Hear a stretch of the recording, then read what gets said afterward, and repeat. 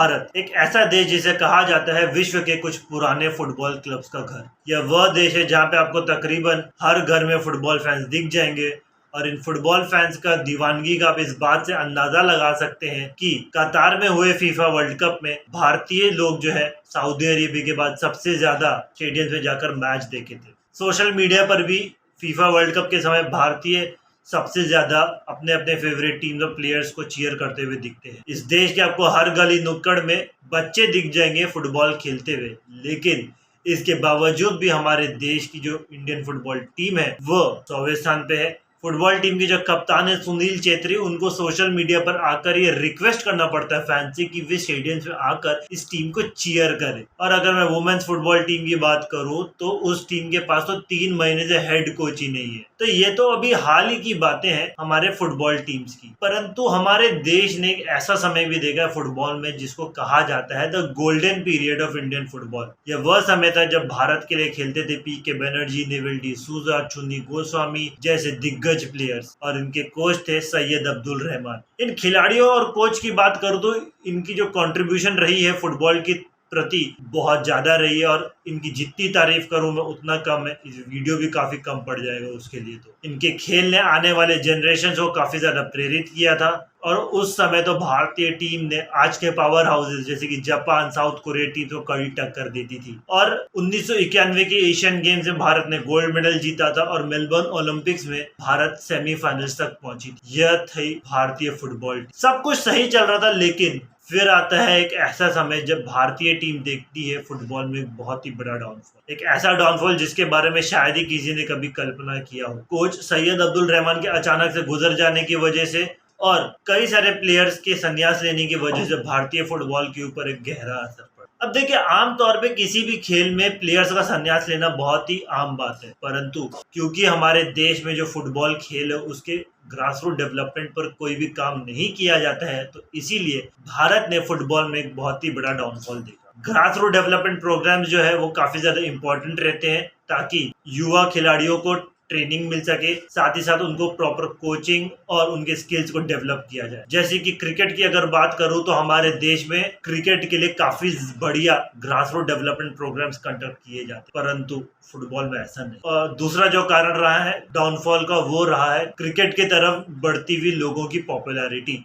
भारतीय फुटबॉल के दिग्गज प्लेयर्स के संन्यास के बाद हमारे देश की जो लोग हैं उनके फुटबॉल के प्रति जो पॉपुलैरिटी है वो कम हो रहा था। इसके बाद आता है सन 1983 का विश्व कप, जब भारतीय क्रिकेट टीम ने यह विश्व कप जीता, और बस इसके बाद पूरे देश की मीडिया, जनता और सरकार का जो फोकस है वो पूरे तरीके से क्रिकेट में शिफ्ट हो गया। तीसरा जो कारण है वह है इंफ्रास्ट्रक्चर। हमारे देश में फुटबॉल इंफ्रास्ट्रक्चर काफी ज्यादा खराब है। अगर आपने हाल ही में हुए सैफ कप को देखा होगा तो श्री कंठीरवा स्टेडियम बैंगलोर का जो फुटबॉल पिच था उसको देखकर आपको कहीं ना कहीं अंदाजा लग ही गया होगा कि क्या हालचाल है पूरे देश में फुटबॉल इंफ्रास्ट्रक्चर का। हमारे प्लेयर्स के बाद प्रॉपर ट्रेनिंग ग्राउंड्स तक नहीं है, यह हालचाल है। इसके अलावा भारतीय फुटबॉल की गवर्निंग बॉडी AIFF की अंदरूनी लड़ाइयां, राजनीति और भ्रष्टाचार की वजह से देश के फुटबॉल को काफी बड़ा इम्पैक्ट पड़ा है। हाल ये रहा है कि जब सुप्रीम कोर्ट ने AIFF के कामकाज में दखल दिया तो फीफा ने AIFF पर ही बैन लगा दिया। और एक और जो प्रमुख कारण है वह है हमारे देश में ब्रॉडकास्टिंग राइट्स का ना मिलना। अगर आपने हाल ही में सैफ कप को देखा होगा तो उसका ब्रॉडकास्टिंग कौन कर रहा था? DD स्पोर्ट्स और फैन कोड। परंतु वहीं दूसरी तरफ अगर आप इंडिया वर्सेस वेस्ट इंडीज की सीरीज को देखेगा तो आपको पता चलेगा कि वो तो फैन कोड और जियो सिनेमा दोनों इसको स्ट्रीम कर रही है। तो ये हालचाल है हमारे फुटबॉल टीम की, और ऐसा डाउनफॉल देखा है भारत ने कि सन 2009 में भारतीय फुटबॉल टीम का रैंक था 174। वर्तमान में भारतीय टीम की जो रैंकिंग है वह 100वें स्थान पे है, यानी कि जाहिर सी बात है भारतीय टीम ने इम्प्रूवमेंट किया है। अभी इम्प्रूवमेंट क्या क्या आए हैं? सबसे पहला जो है वह ISL का शुरू होना। इंडियन सुपर लीग की शुरुआत की वजह से भारतीय फुटबॉलर्स को एक बहुत ही फायदा मिला है, क्योंकि वो लोग ISL में फॉरेन प्लेयर्स के संग खेल सकते हैं, उनके संग इनको एक अलग लर्निंग एक्सपीरियंस मिलता है और इसकी वजह से भारतीय फुटबॉलर्स का जो स्किल्स है वो डेवलप होता है। इसके अलावा ये जितने भी जो टीम्स है ISL की, इनमें से कुछ टीम जैसे कि FC Goa, Bengaluru football club, इनके खुद के अकेडमीज है। अब इन अकेडमीज में यह होता है कि जो इस टीम्स के जो टैलेंट स्काउट्स है वो देश भर में घूमते हैं, युवा टैलेंट्स को आइडेंटिफाई करते हैं, और ये जो एकेडमीज है इसमें उन युवा टैलेंट्स को खेलने को मिलता है, यहाँ पे इनको प्रॉपर ट्रेनिंग मिलता है। यानी कि ग्रास रूट डेवलपमेंट के ऊपर आईएसएल की वजह से काम शुरू हुआ है। हाल ही में एक नई क्लब इंटरकाशी का भी शुरुआत होने वाला है और इंटरकाशी की शुरुआत होने की वजह से उत्तर प्रदेश में भी ग्रास रूट डेवलपमेंट प्रोग्राम काफ़ी ज़्यादा बूस्ट होगा। यानी कि भारत में फुटबॉल में ग्रास रूट डेवलपमेंट प्रोग्राम्स के ऊपर काम हो रहा है और ये बहुत ही अच्छी बात है। इसके अलावा आईएसएल की कुछ टीम्स को क्रिकेटर्स और बॉलीवुड के एक्टर एक्ट्रेसेस के सपोर्ट मिलने की वजह से देश की जनता और मीडिया का भी थोड़ा सा जो ध्यान है ना, वह आईएसएल की तरफ भी गया है। धीरे धीरे हम लोग देख रहे हैं कि किस तरीके से आईएसएल की जो पॉपुलैरिटी है वो देश में बढ़ रही है और आईएसएल की वजह से हमने देश में कई अच्छे अच्छे प्लेयर्स को उभरते हुए भी देखा है। अब अगर मैं भारतीय फुटबॉल टीम की बात करूं तो इस साल भारतीय टीम ने एक भी मैचेस नहीं हारा है। साल 2023 अभी तक भारतीय टीम के लिए काफी ज्यादा अच्छा गया है। इस टीम से अभी तक 3 टूर्नामेंट्स जीत लिए हैं और जो सबसे बड़ा बात रहा है वो ये है कि भारत लेबनान, कुवैत, किर्गिस्तान जैसी टीम्स को हराया है। अगर मैं लेबनान की बात करूं तो 16 दिनों में भारत ने उस टीम के अगेंस्ट 3 बार खेला, जिसमें से 2 बार हराया और 1 बार ड्रॉ हुआ। और ये जो मैं टीम्स की बात कर रहा हूँ, ये वो टीम्स है जिनके विरुद्ध भारत आज से कुछ साल पहले स्ट्रगल करता था खेलने के समय, परंतु आज हालात बदले हैं और ये काफ़ी अच्छी बात है।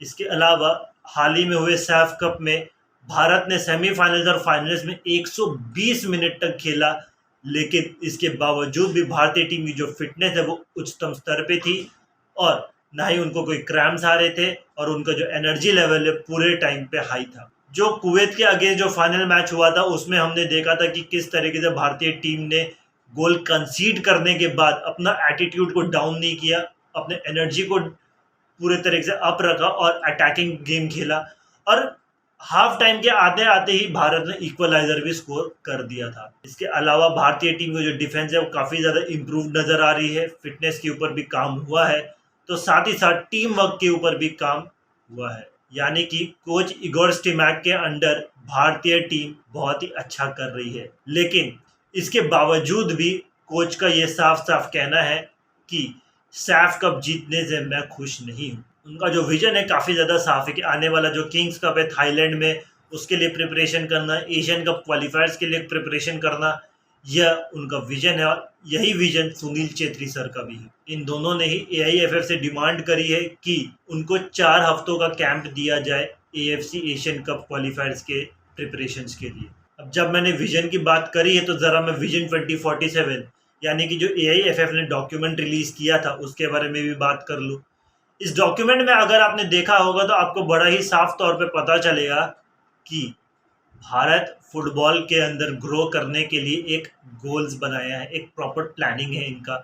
4-4 साल के कुछ शॉर्ट टर्म गोल्स भी हैं और विजन 2047 का एक लॉन्ग टर्म गोल है, जिसके तहत इंफ्रास्ट्रक्चर डेवलपमेंट से लेके grass root development program, players development और काफ़ी ज़्यादा चीज़ों के ऊपर ध्यान दिया गया है इसमें। अगर इस डॉक्यूमेंट में कही गई बातों को अगर प्रैक्टिकली अच्छे से इम्प्लीमेंट कर दिया गया तो भारतीय टीम फुटबॉल में एक नए ऊंचाइयों को छुएगी। ऐसे में जो जरूरी है वह है भारतीय सरकार का फाइनेंशियल सपोर्ट करना फुटबॉल को। जितना ज़्यादा ध्यान हमारे देश की सरकार क्रिकेट के ऊपर देती है, अगर उसका 5% भी ध्यान फुटबॉल के ऊपर दे दे तो शायद हमारे देश में फुटबॉल कहाँ से कहाँ पहुँच जाए, इसका हम लोग अंदाज़ा भी नहीं लगा सकते। देखिए, ये तो सरकार की बात है, ये सरकार को ध्यान देने, परंतु मैं और आप जो कर सकते हैं वह है भारतीय टीम को सपोर्ट करना। जिस तरीके से सैफ कप में बेंगलोर ने सपोर्ट किया था भारतीय टीम को, कुछ उसी तरीके से हम लोगों को भी जाना चाहिए स्टेडियम्स में, सपोर्ट करना चाहिए भारतीय टीम को। और अगर हम लोग स्टेडियम्स में नहीं जा सकते तो टीवी ऑन करके भारतीय टीम को सपोर्ट करें, सोशल मीडिया पर सपोर्ट करें, क्योंकि ये टीम को सपोर्ट चाहिए। अगर मैं और आप इस टीम को सपोर्ट करेंगे तो ये टीम बहुत ही कुछ कर सकती है। और मैं इस वीडियो को समाप्त करूं उसके पहले भारतीय फुटबॉल टीम को उसके आने वाले मैचेस के लिए ढेर सारी शुभकामनाएं। आशा करता हूं कि जिस तरीके से भारतीय टीम अभी इम्प्रूव कर रही है वैसे ही आगे भी इम्प्रूव करती रहे। आशा करते हैं कि सरकार का ध्यान और जनता का सपोर्ट फुटबॉल की तरफ जाए।